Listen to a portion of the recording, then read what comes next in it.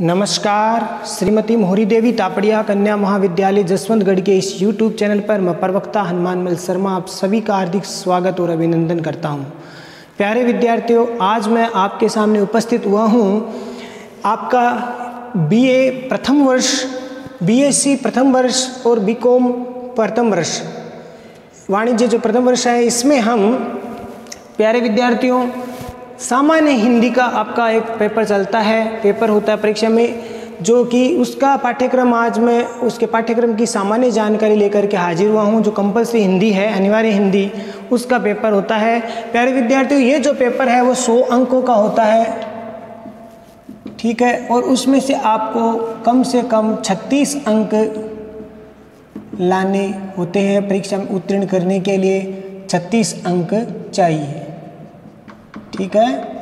और ये भी आपको बता दूं प्यारे विद्यार्थियों, इस परीक्षा के जो अंक है वो मूल विषयों में जो है शामिल नहीं होते, जोड़े नहीं जाते। उत्तीर्ण करनी होती है, उत्तीर्ण अवश्य करनी होती है और अच्छे अंकों के साथ ही आप उत्तीर्ण करेंगे, ठीक है। और आज हम इसके जो पाठ्यक्रम है उससे संदर्भ में जानकारी लेंगे। तो प्यारे विद्यार्थियों, चलते हैं सामान्य हिंदी में क्या क्या चीज़ आने वाली है, क्या क्या चीज़ आपको पढ़नी है, उसका एक तरह से ढांचा, आधारभूत स्वरूप आपके दिमाग में हो जाना चाहिए। यही पाठ्यक्रम बताने का मेरा उद्देश्य है, क्योंकि पाठ्यक्रम आपका अगर ध्यान में होगा तो आप उसी के अनुसार है वो तैयारी करेंगे, तो अच्छे रणनीति के साथ जब तैयारी की जाएगी तो अच्छे नंबर प्राप्त होंगे। तो ठीक है प्यारे विद्यार्थियों, ये जो तीनों ही संकाय जो प्यारे विद्यार्थियों आपके, चाहे वाणिज्य संकाय हो या विज्ञान संकाय या फिर कला संकाय, BCom, BSc और BA प्रथम वर्ष के सभी विद्यार्थियों के लिए ये जो पाठ्यक्रम है वो निर्धारित है और इसमें आपको उत्तीर्ण होना है अच्छे अंकों के साथ में। चलिए प्यारे विद्यार्थियों, इस पाठ्यक्रम में प्यारे विद्यार्थियों 2 भाग हैं। इसमें 2 किताबें आपकी, एक किताबें गद्य और पद्य, 2 किताबें चलती हैं। और किताब में गद्य की ये पाठ है, पद्य की ये पाठ है, मैं बताऊंगा आपको सही से। पहले जो भाग होगा इसका, एक होगा व्याकरण का। परीक्षा में व्याकरण का भाग होगा, वो प्यारे विद्यार्थियों आपका 50 अंकों का होगा। कितने अंकों का होगा? 50 अंकों का ये व्याकरण का भाग होगा, जो कि सभी के लिए अनिवार्य हैं। तो परीक्षा में जो पेपर आएगा उसमें व्याकरण संबंधी प्रश्न आएंगे। वो किस प्रकार से आएंगे वो देखिए। व्याकरण में व्याकरण वाला जो बिंदु है, अध्ययन बिंदु, उसमें देखिए प्यारे विद्यार्थियों आपका पहला जो टॉपिक होगा, पहला जो अध्ययन बिंदु होगा वो होगा शब्द शुद्धि, यानी जहाँ पर शब्दों को शुद्ध करके आपको लिखना होगा। जैसे परीक्षा में ये आप पहले छोटी कक्षा में पढ़ के भी आए हैं, 7वीं 8वीं 10वीं में। तो उसमें जैसे मान लीजिए कवियत्री को कवियत्री ऐसे लिखा हुआ है, परीक्षा में ऐसे लिखा हुआ आएगा, गलत, आपको सही लिखना है, ठीक है। कवियत्री होता है, ठीक है, ऐसे लिखा हुआ आ गया पत्नी, अब इसको हमें कैसे लिखना है? शुद्ध, ये सही है। इस प्रकार से आपको अशुद्ध लिखे हुए आएंगे, आपको शुद्ध करना है। कितने नंबरों का आएगा प्यारे विद्यार्थियों? परीक्षा में 5 अंकों का आएगा। ये जो प्रश्न है वो कितने अंकों का आएगा? 5 अंकों का। सरल है, आराम से व्याकरण वाले टॉपिक है, आपके पिछली जो पढ़ाई है आपकी की हुई है इसमें, ठीक है। आपने 7वीं 8वीं 9वीं 10वीं इस कक्षाओं में ये चीज़ें पढ़ी है, कोई नई नहीं है, अपरिचित नहीं हो आप इससे, तो आराम से प्राप्त कर सकते हो। शब्द शुद्धि, वाक्य शुद्धि का टॉपिक होगा, वो होगा 5 अंकों का। इसमें वाक्य अशुद्ध दिए हुए आएंगे, उसको आपको शुद्ध करना है। कोई जैसे एक प्रश्न आपको वाक्य सुनाऊं कि मुझे केवल मात्र 2 किताब चाहिए, तो केवल और मात्र 2 शब्दों का एक साथ प्रयोग कर दिया, तो यहाँ पर अशुद्धि है ये, ठीक है ना। इसमें शब्द अशुद्धि हो सकती है, इसके साथ साथ संज्ञा शब्द की, सर्वनाम शब्द की, क्रिया शब्द की अशुद्धियाँ होती है, वचन संबंधी अशुद्धियाँ भी होती है। तो इस प्रकार से ये वाक्य शुद्धि का जो टॉपिक है वो 5 अंकों का आएगा। और उसके बाद में तीसरा जो अध्ययन बिंदु होगा वो पारिभाषिक शब्दावली, जिसमें अंग्रेजी शब्द दिए हुए आएंगे, आपको उसका हिंदी अनुवाद करना है, यानी हिंदी की अर्थ उसको एक तरह से लिखना है, वो 5 अंकों का आएगा। और ये जो अध्ययन है वो आप 12वीं कक्षा में करके आपने अनिवार्य हिंदी की किताब में कंपल्सरी जो हिंदी थी उसमें आपका ये टॉपिक था, जिसमें अधिकतर ज़्यादातर शब्द जो सरकारी विभागों में काम आने वाले शब्द है उनको उपयोग में लिया जाता है। जैसे मान लीजिए कोई शब्द मैं लेऊं, जैसे लिखा हुआ है कॉलेज, अंग्रेजी में लिखा हुआ कॉलेज, आपको लिखना हिंदी में महाविद्यालय। ठीक है, तो इस प्रकार के शब्द आएंगे आपके, जैसे डाटा शब्द आ गया, उसको हिंदी में लिखना, आंकड़े, इस प्रकार से शब्द लिखना आपको। ठीक है ना, तो ये जो शब्द है वो आपको इस प्रकार से अंग्रेजी के शब्द दिए हुए हैं, आपको हिंदी लिखनी है, केवल क्या करना है, केवल हिंदी लिखना है, और ये 5 अंकों का होगा। फिर है संक्षेपण। संक्षेपण भी 5 अंकों का आएगा। प्यारे विद्यार्थियों, संक्षेपण में क्या होती है कि जो महत्वपूर्ण कोई लोकोक्ति है या कोई दोहे हैं, इस प्रकार की जो महत्वपूर्ण महापुरुषों की कोई उक्तियां हैं, वो चीज़ें आती है, उसका हमें क्या करना पड़ता है, उस पंक्तियों का हमें क्षमा करना प्यारे विद्यार्थियों। ये संक्षेपण में गद्यांश दिए हुए आएगा आपका, उसका 1/3 भाग आपको करना है, संक्षेप करना है, यानी संक्षेप माने छोटा। ठीक है प्यारे विद्यार्थियों, भूल सुधार के लिए क्षमा चाहता हूँ, तो इसमें मेरे से भूल हुई है बोलने में। तो संक्षेपण का अर्थ होता है संक्षेप करना माने छोटा करना, यानी जैसे मान लीजिए 9 पंक्तियों का कोई गद्यांश आ गया और उस गद्यांश को आपको कितना भाग करना है, 3 पंक्तियों में करना। 3 पंक्ति ये नहीं कि शुरू की आपने 3 पंक्तियां ले ली और बाकी छोड़ दी। कहने का तात्पर्य जैसे आप एक कोई नाटक, फिल्म या इस प्रकार की चीज़ देखते हो 3 घंटे की, 2 घंटे की, और उसको आपसे पूछे कि आपने इस फिल्म में क्या क्या देखा, इस नाटक में क्या क्या देखा, तो आप उसको 10 मिनट में बता सकते हो, 5 मिनट में पूरी फिल्म का सार बता देना। तो यही बात इसमें बताया है, इसमें संक्षेप कर देना, सारी बातें पूरी शुरू से लेकर के अंत तक की सारे भाव, सारी मुख्य मुख्य बातें हैं वो ठीक प्रकार से आ जानी चाहिए। यानी इसमें जो शब्द है वो वाक्य जो बनाओगे पूर्ण वाक्य होने चाहिए, अच्छी प्रकार से वाक्य बनाने आपको। तो 1/3 भाग करना है, जैसे 9 पंक्तियां है कि कोई गद्यांश आया है, उसको आपको 3 पंक्तियों में करना है। ठीक है, इसका ठीक उल्टा होता है पल्लवन। पल्लवन में क्या करना पड़ता है, पंक्ति 1 दी हुई आएगी प्यारे विद्यार्थियों, आपको उसको बढ़ा चढ़ा के करना है। ठीक है, जैसे च्युइंगम की तरह इसको बढ़ा करके लिखना है। ठीक है, क्या करना है, इसमें पंक्ति दी जाएगी, जैसे मन के हारे हार है, मन के जीते जीत, ये पंक्ति आ गई। अब इसके बारे में आपको विस्तृत लिखना है, और ये भी ज़्यादा कठिन नहीं है, थोड़ा बहुत पीछे की कक्षा में आपने पढ़ा होगा इसके बारे में। तो इसमें मन के बारे में बताया कि जिसका मन जो है, मन से जो व्यक्ति कमज़ोर हो जाता है, उसके आगे सारी परिस्थितियाँ हैं उसके विपरीत हो जाती है, वह हर परिस्थिति में नाकामयाब होता है, और जिसका मन मजबूत होता है वह हर विकट परिस्थितियों में भी जो है संभावना तलाशता है, विकट परिस्थितियों में भी सफलता प्राप्त कर लेता है। तो इस प्रकार के हमें बढ़ा चढ़ा करके इसको कम से कम 5-6 पंक्तियों में लिखना होता है। कितनी पंक्तियों में, 1 पंक्ति दी हुई आएगी, उसको हमको 5-6 पंक्तियां इसमें परीक्षा में लिखनी है। तो ये 1 या 2 पल्लवन आते हैं अथवा में दिए हुए, तो ये 5 अंकों का होगा। छठा जो टॉपिक होगा व्याकरण का प्यारे विद्यार्थियों, जो है वाक्यांश के लिए सार्थक शब्द। वाक्यांश के लिए सार्थक शब्द, ये आपके वन वर्ड अंग्रेजी में बोलते हैं ना, वन वर्ड जो एकल शब्द उसी को कहते हैं। और इसमें आपको एक शब्द लिखना है, जैसे मान लीजिए जहाँ पर रोगियों का इलाज किया जाता है तो एक शब्द में हो गया चिकित्सालय। ठीक है, इस प्रकार से जो बनते हैं वाक्यांश वो आपको इसमें लिखने होते हैं। वन वर्ड है अंग्रेजी में जिसको वन वर्ड कहते हैं, इसमें वाक्यांश के लिए सार्थक शब्द ये 5 अंकों का है, और ये भी 7-8 के करीबन दिए हुए आएंगे। और आगे देखिए इसमें 7-8 दिए हुए आएंगे तो आधे नंबर के हो जाएंगे वो, और आधा नंबर नहीं, दोनों ही चीज़ें आपको सही करनी पड़ेगी। प्रारूप या तो 5 दिए हुए आएंगे तो 1-1 नंबर का हो गया, नहीं तो 10 दिए हुए आएंगे तो आधा नंबर का होता है प्रारूप में आपको यह पत्र इत्यादि है, उनके जो ऊपर के जो प्रारूप होते हैं पत्र वो आपको लिखने हैं, वो 5 अंकों का आएगा। फिर है पत्र प्रारूप है, ये पत्र भी प्रारूप, पत्रों का जो प्रार्थना पत्रों का जो प्रारूप किस प्रकार से लिखा होता है, सरकारी पत्रों का और इस प्रकार की चीज़ों का जो पत्र प्रार्थना पत्र होते हैं उन्हीं के बारे में ये 5 नंबरों का आएगा। ये है 8वां जो टॉपिक होगा वो प्यारे विद्यार्थियों आपका होता है शब्द युगम। शब्द युगम में अर्थभेद होता है प्यारे विद्यार्थियों। शब्द युगम जो अर्थभेद, 2 शब्द एक जैसे दिए हुए होते हैं और उनका अलग अलग अर्थ होता हो, सुनने में बोलने में कई बार शब्द जैसे सीता है और एक शब्द है सीता, सीता। अब इसका अर्थ क्या है, सीता क्या हो गई, राम की पत्नी, और सीता क्या हो गई, मिस्री।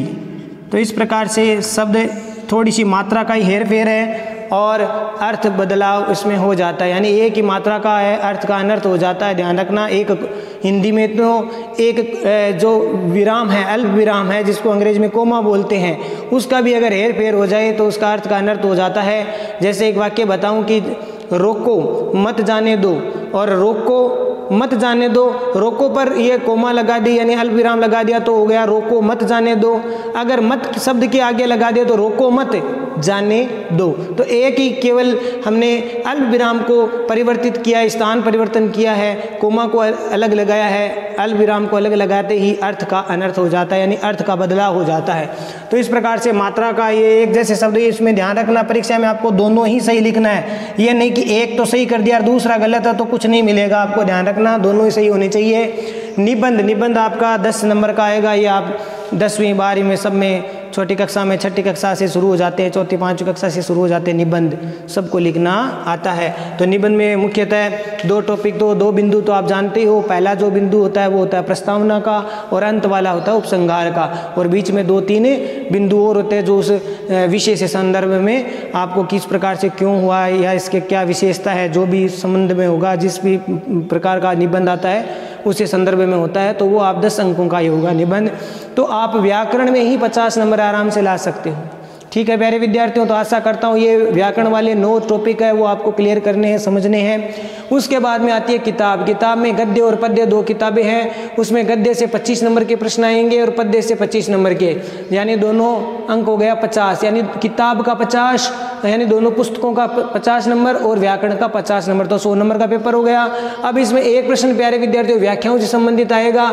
जो गद्य की पाठ की व्याख्या है वो एक व्याख्या करनी है, 2 दी हुई आएगी, अथवा में आपको 1 करनी है, 10 नंबर की व्याख्या आएगी। इसमें पद्य वाले पाठों में 1 व्याख्या आएगी, वो भी 10 नंबर की आएगी। तो 10 और 10 20 नंबर की तो हो गई व्याख्या, जो आपके गद्य और पद्य वाले पाठों से होंगी। फिर आएंगे 2 परिचयात्मक प्रश्न, जो गद्य पाठ से भी आएगा 1 प्रश्न और पद्य पाठ से भी 1 प्रश्न आएगा। अथवा में आएगा 1-1 करना, 1-1 ही है, गद्य का भी 1 प्रश्न और पद्य का, तो 1 प्रश्न 15 नंबर का आएगा, फिर पद्य का भी 15 नंबर का प्रश्न आएगा। तो प्रश्न कितने हो गए? 30 नंबर के प्रश्न हो गए गद्य पद्य से 30 नंबर के, और व्याख्या हो गई 20 नंबर की, और 30 और 20 कितने नंबर का हो गई किताब? आपकी 50 नंबर की किताब हो गई, 50 नंबर की व्याकरण हो गई। गद्य के पाठ प्यारे विद्यार्थियों जानकारी दे देता हूँ कौन कौन से पाठ है आपके। पहला पाठ प्यारे विद्यार्थियों ग्रामोत्थान है, और इसमें इसके लेखक हैं नानाजी देशमुख। दूसरा पाठ पर्यावरण और सनातन दृष्टि, लेखक है छगन मेहता। तीसरा पाठ बहुत महत्वपूर्ण है, परीक्षा में काफ़ी बार प्रश्न आते हैं, ठिठुरता हुआ गणतंत्र, ये व्यंग्य किया हुआ है हरिशंकर परसाई जी का। और चौथा लक्ष्मा पाठ रेखा चित्र महादेवी वर्मा। महादेवी वर्मा के आपने संस्मरण रेखा चित्र जरूर पढ़े हैं, 10वीं 12वीं कक्षा में आराम से मिलेंगे इनके, महादेवी वर्मा जी के। तो लक्ष्मा रेखा चित्र बहुत सुंदर पाठ है महादेवी वर्मा जी का। अग्नि की उड़ान, ये आप सब जानते ही हैं, APJ अब्दुल कलाम साहब जी का ये रचयिता है इनके, और परिच्छेद 16 से हैं, ये ध्यान रखना। अग्नि की उड़ान APJ अब्दुल कलाम इसके रचयिता है। भेड़ा घाट छठा पाठ है, भेड़ा घाट मार्बल रोक सिर धुआंधार, इसके लेखक है अमृतलाल बेगड़। और 7वां पाठ आवाज़ का नीलाम, जो कि धर्मवीर भारती जी की रचना है, आवाज़ का नीलाम धर्मवीर भारती जी। 8वां है सावचेती, ये बहुत अच्छी कहानी सी है, ये आपके सावचेती कहानी विजयदान देथा जी की है।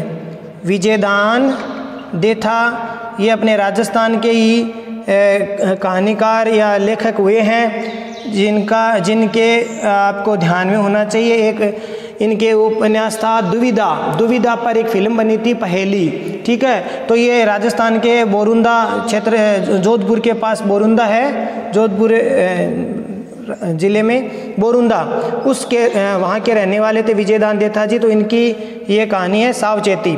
फिर हिंदी भाषा और उसकी विरासत, ये डॉक्टर विद्यानिवास मिश्र जी का पाठ है और ये निबंधात्मक पाठ है।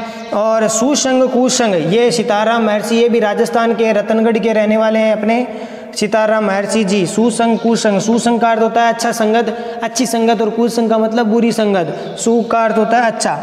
और 11वां पाठ है, ये हैं प्रोफेसर शशांक, ये डॉक्टर विष्णुकांत शास्त्री जी की रचयिता है इसके, डॉक्टर विष्णुकांत शास्त्री जी लेखक है इसके।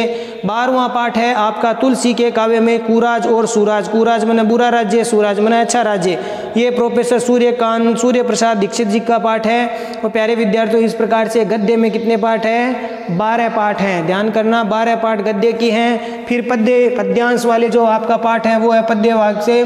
इस किताब में आपका पहला पाठ है गंगा अवतरण। कौन सा पाठ है? गंगा अवतरण। गंगा का अवतरण होता है गंगा के महिमा के बारे में वर्णन किया गया। भारतेंदु हरिश्चंद्र जी, जिनके नाम पर हिंदी साहित्य में एक काल का कालखंड है वो जुड़ा हुआ है, इनके नाम से भारतेंदु हरिश्चंद्र, भारतेंदु काल। दूसरा जो पाठ है प्यारे विद्यार्थियों, गोवर्धन धारण, ये अयोध्या सिंह उपाध्याय हरिओत जी की रचना है, जो कि प्रिय प्रवास महाकाव्य से संकलित है। ध्यान रखना, प्रिय प्रवास महाकाव्य, इसमें जो श्री कृष्ण जी द्वारा गोवर्धन पर्वत को उठाने का वर्णन है, गोवर्धन पर्वत को उठा करके किस प्रकार से ब्रज क्षेत्र के वासियों की रक्षा की जाती है, उसका आधुनिक रूप है, वो नवीन रूप की परिकल्पना इसमें की है। यानी श्री कृष्ण जी को यहाँ पर समाज से सेवा करने वाले व्यक्ति के रूप में यहाँ पर चित्रित किया गया है। प्यारे विद्यार्थियों, तीसरा पाठ है भारत वंदना।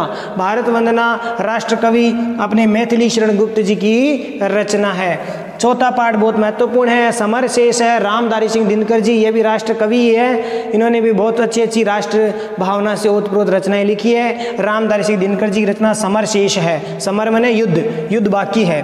पांचवा है वीरों का कैसा हो बसंत, ये भी वीर रस का भाव का ओतप्रोत कविता है। वीरों का कैसा हो बसंत, सुभद्रा कुमारी चौहान जी की ये रचना है। बचपन में आपने कविता पढ़ी होगी, चमक उठी सन 57 में वो तलवार पुरानी थी, बुंदेले अरबोलों में हमने सुनी कहानी, खूब लड़ी मर्दानी वो तो झांसी वाली रानी थी। इस प्रकार से सुभद्रा कुमारी चौहान जी का पाठ है, ये कवियत्री है। चल पड़े जिधर दो डग, ये सोमलाल द्विवेदी जी की रचना है। चल पड़े जिधर दो डग, डग मैंने कदम, दो कदम जहाँ चल पड़ी। श्रम जो पाठ है ये दया कृष्ण विजय जी की कविता है। श्रम मैंने मेहनत। और आठवां है भारती की साधना। भारती की साधना इंदु शेखर तत्पुरुष जी की रचना है। तो प्यारे विद्यार्थियों, 8 पाठ पद्य के हैं, 12 पाठ गद्य के हैं, और इस प्रकार से अंक है वो बने मैंने बता दिए हैं। 10 नंबर की व्याख्या, 10-10 20 नंबर की व्याख्या, 15-15 नंबर के प्रश्न, 30 नंबर के प्रश्न हो गए। तो 20 व्याख्या प्लस 30 प्रश्न बराबर 50, तो 50 अंकों का हो गया आपकी किताब, और 50 नंबर की हो गई आपकी व्याकरण। तो आशा करता हूँ प्यारे विद्यार्थियों ये पूरा जो पाठ्यक्रम है आपको समझ में आ गया होगा। मैंने इसको पूरी अच्छी तरह से समझाने की कोशिश की है, तो आप इसी पाठ्यक्रम के अनुसार हम इसको लेंगे। तो ठीक है प्यारे विद्यार्थियों, आशा करता हूँ ये जो चीज़ मैंने समझाई है पाठ्यक्रम से संदर्भ में आपको समझ में आ गई होगी।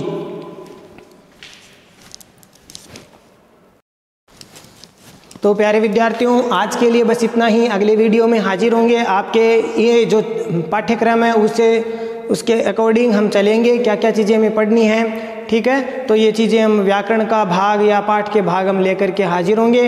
तब तक के लिए चैनल को लाइक, शेयर और सब्सक्राइब कीजिए, और ये जो पाठ्यक्रम है वो आप अपने दिमाग में सेट कर लीजिए, इसको बिठा लीजिए, उसके अनुसार हमें तैयारी करनी है। तो आशा करता हूँ ये सब चीज़ें समझ में आ गई होगी। चैनल को लाइक, शेयर और सब्सक्राइब करना ना भूले। जय भारत, जय हिंदी। धन्यवाद विद्यार्थियों।